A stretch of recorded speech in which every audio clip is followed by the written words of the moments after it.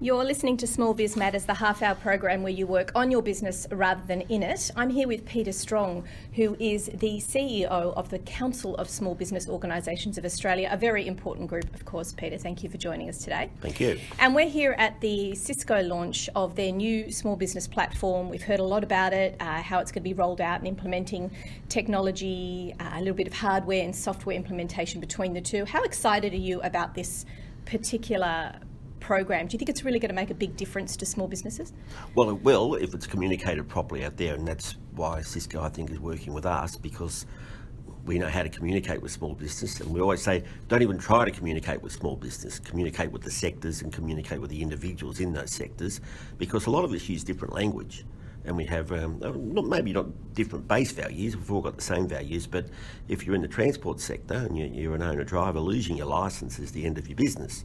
Whereas in other areas, it's a nuisance to lose your licence, but it's not the end of your business. So we learn to communicate differently with different groups. So working with CISCO, that means we can get out there and talk to them about cybersecurity from their point of view. A really good example, if I can give you, is the pharmacy area. I know, because they're members of ours, that if you want to communicate with a pharmacist around cybersecurity, you talk to them about protecting their customers' their information, data, exactly. their data, and that really, they just think it would be a disaster if someone got their customers' health information. That really motivates them. Whereas for other people, it's still important we protect data, but it's not as an emotional attachment for some other businesses to their data, the same as it is for a pharmacist. So that's how you communicate with them. Yeah. One of the things that I think was lacking in today's presentation was the fact that, apart from yourselves and that level of advocacy, they haven't talked about partnering with professional associations. Now, you just mentioned the very particular needs of a particular organisation like pharmaceutical, for example. Do you think they need to engage more to understand the nuances of each type of small business a little bit better? Because to me it feels like a bit of an umbrella approach.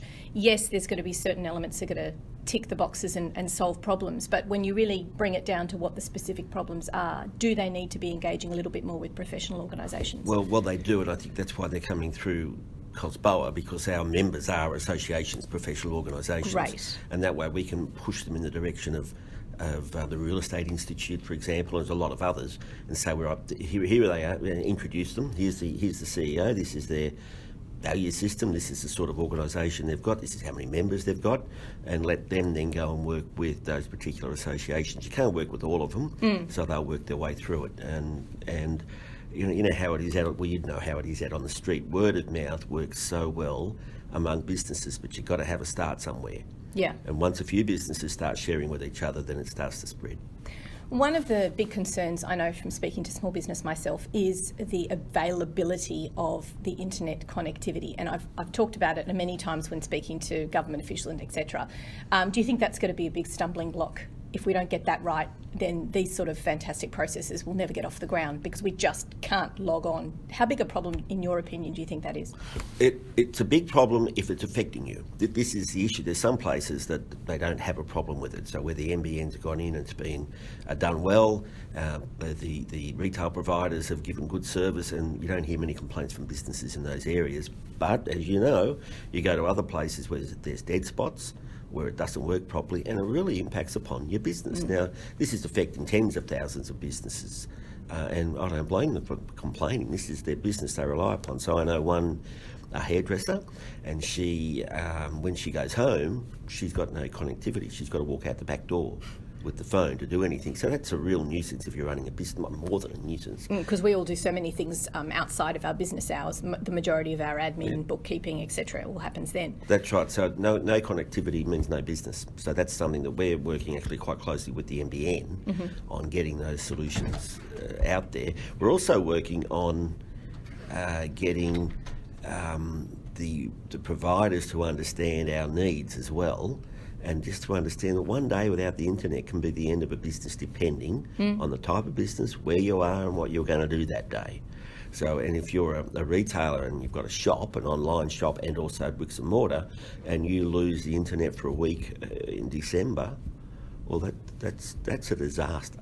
So these are the sorts of things that we're looking at, is, to say 20% or 10% or only 5% of people are affected isn't good enough if it's your life. That's right.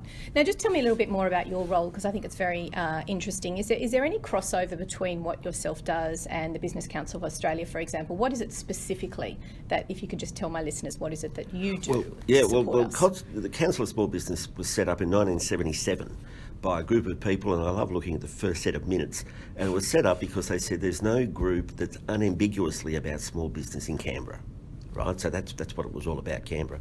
And because they said there's groups that claim to represent small business, there still are, and they do a good thing for small business, but when push comes to shove, they will go and look after their big end-of-town members. And they do all the time. And some of the wins we've had over the last few years, we've had some good ones, have come from the fact that we've attacked big businesses, we've even attacked organisations that claim to represent small business when they don't.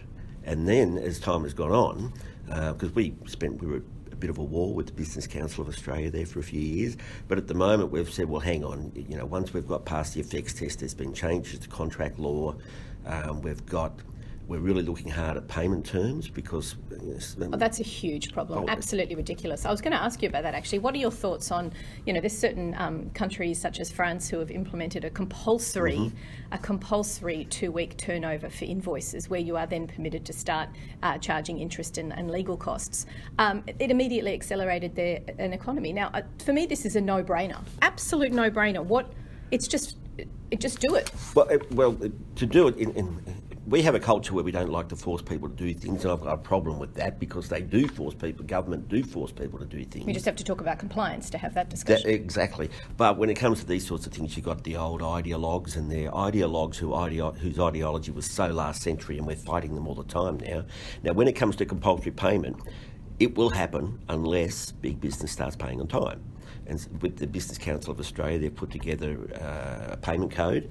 It's been signed up to by, I think, 70 of their 70 large businesses, including Coles and Woolworths, who are paying small business with a turnover up to 2 million, I think, or maybe 5, and paying them on 14 days. So we're monitoring And this. The government's doing it themselves as well. If you've got, I think it's less than 10 employees, they pay within a month. That's right, but even then I'm hearing stories still that they don't pay within a month, even though the figures that are coming out of government says they do.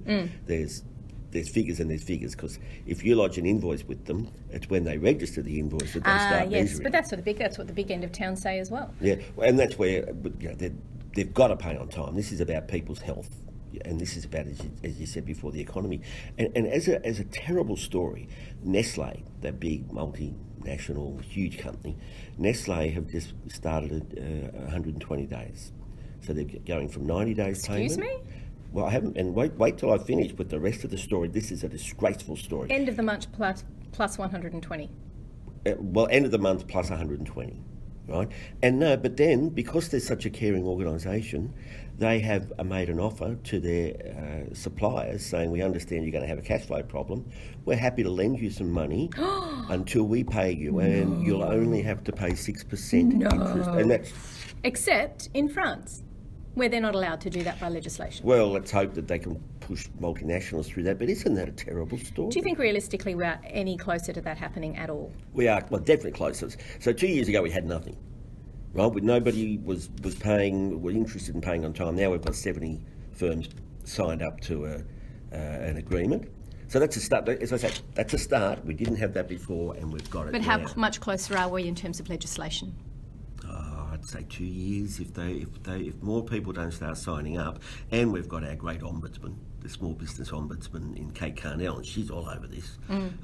She's pushing already for legislation. The Greens are pushing for it. They may have put something up to Parliament saying that, we want to make this compulsory, so they're on board. What are they talking? Are they talking 14-day model? What are they talking, 30? I'm pretty sure they're talking 30. 30. Yeah. So that's still, for me, not it's not acceptable, really. As a really micro small business who has contractors and employees to pay, you don't get 14 days to pay your employees or your contractors who are living potentially hand to mouth. You pay them immediately, and that's, I think, what the difference is here. They don't understand that small businesses are the ones who pay first. We are always the ones who pay first. We don't have a 14-day situation. Most of us, some of us, there's always a small percentage who aren't good, but most of us are proud of our name, and we don't want to sully that name by having another supplier say, where's my money? I haven't seen it for 3 months, and we get embarrassed by that. So we want to pay, and we want to do those things, as you say. How can we when we're getting paid on 120 days or 90 days or 60 days? So this is a huge, as you said, it's a huge issue, and there's lots of other issues there we're fighting. Can I ask you one more quick question in terms of politics? How disappointed were you when the small business minister was dropped from cabinet? Oh, I was shocked. I was watching it on television. I remember I threw something at the television.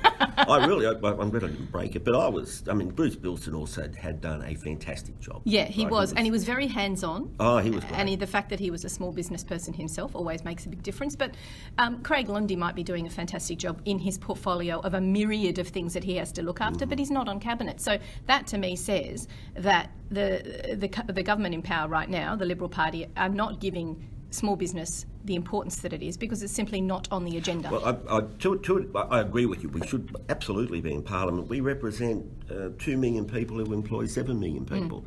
We're a huge part of the economy. We're a part of culture. The culture of different parts of Sydney comes from the businesses that are in those areas. I mean, we are so important. We're the backbone of charities. The people who sit on sports club boards and charity boards are often self-employed people. So we're all there. And the backbone of volunteerism as well. Thank you. And we should be in cabinet. At the moment, we are getting a lot from government, a lot more than we've ever got before. Bruce Bilston led the way on that. Kelly O'Dwyer certainly did more on that with the effects test, etc. So we're not as aggressive as we might be about it because we are getting certain things happening. We need more. Don't start me on superannuation. Well, look, it's been absolutely fantastic talking to you, Peter. Thank you very much for joining us on Small Biz Matters, the half-hour program where you work on your business rather than in it. We are going to continue this conversation. Yeah, please do. Thank you very much. Thanks, Peter. I wanted to let you all know that I was happy to be invited along to the CISCO Australia New Zealand launch of a brand new product that they've got. It's basically, well, my take on it was pretty much a platform where CISCO is offering a better package for small businesses in the realm of internet connectivity as well as hardware products, software products, and a platform on which you can control your IT management. Now, why I was excited about this, this just sounds like another, big business, getting themselves into the small business economy, of course, because we all know as small businesses that we are a very powerful group of businesses brought together, but singly we probably don't have that much power. It was nice to see as well that we had Peter Strong from the Small Business Association as well, which was great to have him there representing. But what I liked about CISCO's product was that they're not actually selling it directly to us. They're using other small businesses and medium-sized businesses to access us and sell it almost resellers, if you wish. And what I liked about it was that they had a lot of IT professionals that they're bringing on board as what they call partners, and it's part of their wider strategy to address the challenges faced by small and medium-sized business when it comes to digitisation. Another real focus was the cybersecurity element as well. They're recognising that small business is really struggling under the weight of all the ways that they can be infiltrated, whether it be through emails or through literally somebody just hacking into your network and remaining in the background there and being unsafe. And one of the things that they're launching is a thing called the Umbrella, where I guess it's the way I thought of it was it's a bit of a patch. It's something that you subscribe to, I think. They haven't quite got all the details out yet, but it pretty much blocks IP addresses that they have recognised through their research to be unsafe. So say, for example, you're being tapped into by a particular IP address that is known to have insidious activity and it's known to be a phishing scam or anything like that. They will block it for you before it even reaches anywhere near any of your data, which I thought was quite helpful. It is a bit of a minefield out there, and it's great to see the big boys, recognising small business as the real market opportunity for them that we are, and that we have power in that, but also that they're partnering with other small businesses to deliver this product. I was lucky enough to interview Ken Bowl, who is the CEO of CISCO Australia New Zealand, and he was able to give me a little bit of insight into the product, and we're going to hear a little bit from him now. And welcome back to Small Biz Matters, the half-hour program where you work on your business rather than in it. I am here with Ken Bowl, who is the head of CISCO Systems, and has just made an incredible launch, which we're very excited about here on Small Biz. And it sounds to me like a partnership between big business and little business, bridging the gap when it comes to internet connectivity and all those needs and infrastructure and everything like that. Now, I want to ask you some big picture stuff, Ken. I mentioned in the chat that I had great concerns about internet connectivity and this being a huge hurdle for small business. Are all of these grand plans possible if we don't get that right, in your opinion? Well, internet connectivity is an absolute necessity, Alexi. It's critical for Australia. Listen, I think we're making pretty good headway. There's improving internet access for residential and business users more and more. Clearly, the NBN is a major work in progress, but I think it's making good progress now. And I don't think there's too many firms that can possibly argue that they're not getting the right scale of internet capability today. Now, it can always be better. We always want it cheaper, faster, better, and that will come in time. But it's an absolute critical part of a business nowadays. Let's face it. If the internet goes off the air, the business goes off the air. In many cases, there's no longer a backup. There's no longer cash in the till. So these internet services are absolutely critical, and I think more and more businesses are realising that. We only have to look at the fact that when a bank goes down for 24 hours and the impact that has on small business, for example. You're absolutely right. Now, one of the other things that I was quite excited about in the presentation was you bridging the gap between what you are, which is a large organisation, down to small, and you're doing that through partnering with management consultants. And it's great that you are recognising their level of expertise. Has that been a fundamental part of this, and will it continue in the rollout as this program gets bigger? Absolutely, Alexi. I think we're a big collaborator. We realise if we're going to help Australian small business thrive in the era of digital, we can't do it alone. We don't have the breadth and the footprint to go and work with the tens of thousands, hundreds of thousands of small businesses. So to do that, we've built a network that is a partnership network with all sorts of firms. You touched on management consultants. That's absolutely. For people that advise small business are critical, because that's what small business need, is up-to-date, relevant, accurate advice around how to build these appropriate digital platforms for small business. And what's the right stepping stones to do that? So the management consultants play a role, our service providers, our telecommunications carriers play a role, computer resellers, regional players play a role. There's a whole set of organisations that we're working with to get it done, and we've had to do our own work. We've had to make our own changes as well, Alexi, in that we've had to bring the technology, build the right technology for small business.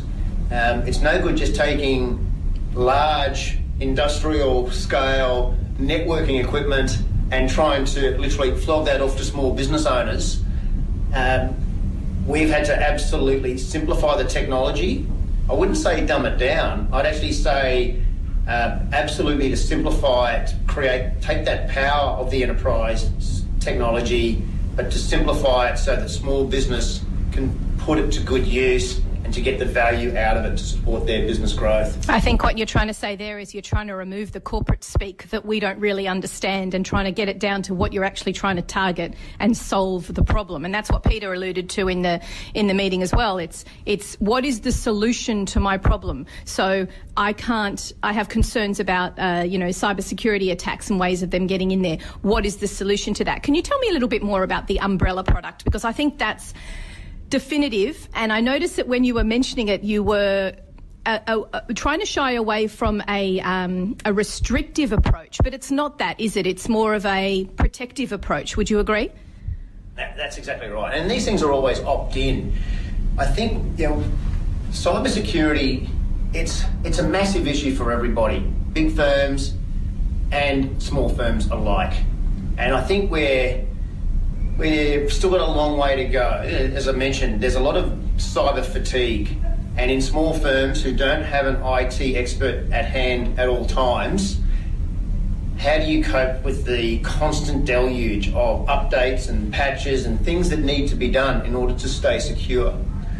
So what we're trying to do is to bring products that automate some of that prevent the issues from occurring before they actually occur. And that is the umbrella product. And the analogy here is like providing clean drinking water.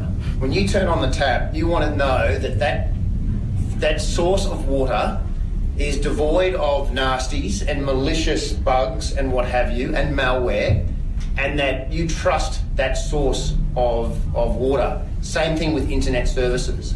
And so what Umbrella does is that it protects organisations and individual users from nasties that are out there on the internet. And that's really important because many sites that look good, they look fine, we're agnostic of the content, but some of these sites might be full of malware. And this malware might not affect you or your firm straight away. Often these malwares are sitting in your organisation for hundreds of days and literally potentially filtering information out of your organisation, certainly while you don't know about it. So Umbrella stops all of that, and as I said, it's content agnostic, but it really provides that we provide a global insight as to essentially what are the good sites and what are the bad sites, not on content, but on the maliciousness of the malware on some of these websites around the world. Speaking about cybersecurity and where Australia sits in its data breach situation at the moment, I've heard a statistic recently that the place where you need to say where your data breach has happened is about 2 years behind in processing the data breaches. Are we really that far behind the rest of the world? We look at what's just happened in the EU. They've got 48 hours to notify of a data breach, and yet here you've got up to, 30 days to notify. Are we behind the rest of the world in your opinion? Well, it's fairly new in Australia. I mean, the data breach notification scheme was only kicked off in February. That's what I'm saying. Are we behind? Yeah. Listen, I don't know that we're behind. I think, obviously with Europe, they're introducing even more, let's say, stringent requirements around information privacy. So Australia, this is a really good move. This is just what we need as a nation, because we've got to be able to trust the digital systems that are powering the economy. If we lose trust, then heaven help us, that could be severely impacting our overall economy. So we've got to get trust in. We've got to maintain trust into the system. So that requires that every firm at every level lift its capabilities around cyber. Notifying around data breaches is an important thing to do. It shouldn't be the call of shame. Rather, it's about understanding, alerting, and remediating from there. Because as a nation, we will learn about what's actually happening on the internet so that we can remediate, fix, and get on with building the better digital platforms, the more secure digital platforms in the future. Now, the government agencies that is responsible, they are flat out. They are getting... the good news is that these breaches are being notified, as they should be. And I think, we're still in the early days, and no doubt they're in the early days of working through the processes and guiding small, medium and large firms around the notifications, what to do. There's some good apparatus in the Australian system here. We've got the joint cybersecurity centres and the Australian cybersecurity centres as well. The government's put some good firepower and muscle behind cybersecurity. It's come a long way in 2 years, but I think over the next 2 years we're going to have to go and equally, just as far in the future. Look, thank you very much for joining us here on Small Biz Matters. Really appreciate you sharing some of your insights on the bigger picture of where we sit in terms of connectivity and cybersecurity across Australia and the impact that it's going to have on small business as well. Thank you very much for joining us on the program. Good one. Thanks, Alexi.